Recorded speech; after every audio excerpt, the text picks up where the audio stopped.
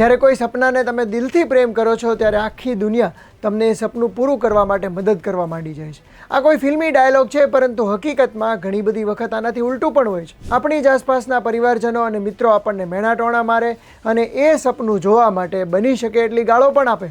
એવા સમયે જરૂરી છે પોતાની ઉપર વિશ્વાસ રાખવો અને સતત મહેનત કરવી. સફળતાની કોઈ ગેરંટી તો નથી, પણ મહેનત કરી હશે, પોતાના ઉપર વિશ્વાસ હશે તો ક્યાંક તો પહોંચશો જ. બસ એ આશા સાથે સતત લાગ્યા રહેવું. આઈપીએલમાં દર વર્ષે અનેક ક્રિકેટર્સ ઉભરતા હોય છે અને એમાંથી ઘણા બધાની સ્ટોરી આપણને લાગી આવે એવી હોય છે. આ વર્ષે પણ એક એવો ક્રિકેટર બહાર આવ્યો છે કે જેના માટે એના પરિવારે ખૂબ ભોગ આપ્યો છે. એટલે સુધી કે મોટો ભાઈ ક્રિકેટર હોવા છતાં મોટા ભાઈએ પોતાનું ક્રિકેટનું કરિયર છોડી દીધું. ખેતી કરતા પરિવારે પેટે પાટા બાંધીને પણ દીકરાનું સપનું પૂરું કરવા માટે મહેનત કરી અને આજે એ છોકરો આખા ભારતમાં છવાઈ ગયો. આ ક્રિકેટરનું નામ છે અશોક શર્મા, જેની કહાની દેશના ઘણા બધા યુવાનોને પ્રેરણા આપે એવી છે. ગુજરાત સમાચારના ડિજિટલ પ્લેટફોર્મ્સ પર હું છું મયુર. આજના વિડીયોમાં તમને જણાવીશ અશોક શર્માની ઇન્સ્પાયરિંગ સ્ટોરી. દેશના કોઈ પણ ક્રિકેટરની જેમ આ સ્ટોરી પણ શરૂ થાય છે નાનકડી ગલીમાંથી, એટલે કે ગલી ક્રિકેટમાંથી. મોટો ભાઈ અક્ષય અને નાનો ભાઈ અશોક બંનેને ક્રિકેટનો ખૂબ બધો શોખ. મોટો ભાઈ જોરથી બોલ ફેંકે એટલે નાના ભાઈને લાગી આવે અને નાનો ભાઈ જ્યારે પોતાની બોલિંગ આવે ત્યારે એટલું જ જોર લગાવીને સામે બોલ ફેંકે. લક્ષ્ય માત્ર એટલું હોય કે મોટા ભાઈ અક્ષયને બોલ વાગવો જોઈએ. આ બોલ મારવા માટે થઈને જોર લગાવીને બોલ ફેંકે અને એક સમયે આઈપીએલ સિઝનનો સૌથી ફાસ્ટ બોલ ફેંકનારો ક્રિકેટર બને.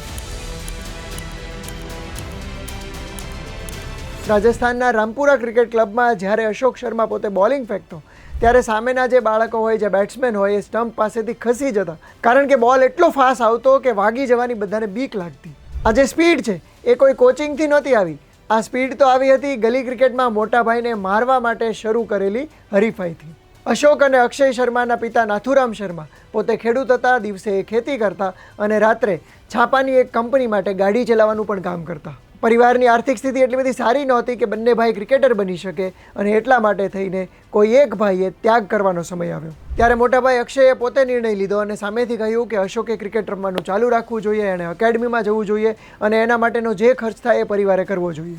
આઈપીએલ 2026માં જયપુરની અરાવલી ક્રિકેટ ક્લબમાંથી ઘણા બધા ક્રિકેટર્સ સામે આવ્યા છે.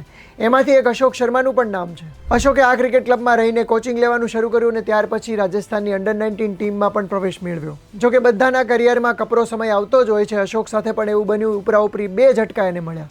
પહેલું, કોરોનાનો સમય આવ્યો જેના કારણે એની ટ્રેનિંગ અચાનક અટકી ગઈ, અને બીજું, જે કોચ પર અશોક શર્માને ખૂબ ભરોસો હતો એવા કોચ વિવેક યાદવનું નિધન થઈ ગયું. ગુજરાત સમાચારને આપેલા સ્પેશિયલ ઇન્ટરવ્યૂમાં અશોક શર્મા કહે છે કે આ સમય મારા માટે ખૂબ કપરો હતો, પરંતુ બધાના જીવનમાં કપરો સમય આવતો જ હોય છે. મારે એમાંથી બહાર આવવું જ પડ્યું. પોતે ખૂબ મહેનત કરતો હતો, પરંતુ ગામના લોકોએ એને મહેણાટોણા મારવામાં કોઈ કમી ન રાખી. ઘણા લોકોએ કહ્યું કે પપ્પાના પૈસા બગાડે છે, તો ઘણા લોકોએ કહ્યું કે આવા શોખના કારણે ભવિષ્યમાં કોઈ કરિયર નહીં બનાવી શકે. અશોક કહે છે કે આ તમામની વચ્ચે આપણે માત્ર પોતાના દિલનું સાંભળવાનું હોય છે અને મહેનત તો ચાલુ જ રાખવાની હોય છે. જ્યારે તમે સફળતા મેળવો છો ત્યારે આસપાસના બધા જ લોકો તમારી પીઠ થાબડવા આવે છે, પરંતુ તમારા કપરા સમયમાં સાથે ચાલે એવા લોકો ખૂબ ઓછા હોય છે.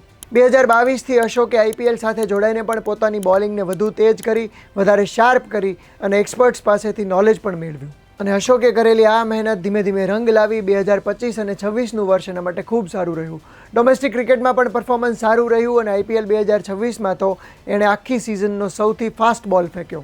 ગુજરાત ટાઇટન્સ માટે અમદાવાદમાં રાજસ્થાન સામે જ એણે 154.2 કિલોમીટર/અવરની સ્પીડે બોલ ફેંક્યો. એની બોલિંગ સ્ટાઇલ જોઈને ઘણા બધા ક્રિકેટ પ્રેમીઓ અનુમાન લગાવી રહ્યા છે કે વરુણ આરોન, ઉમરાન મલિક કે મયંક યાદવની જેમ એના ફાસ્ટ બોલિંગ કરિયરને બ્રેક નહીં લાગે.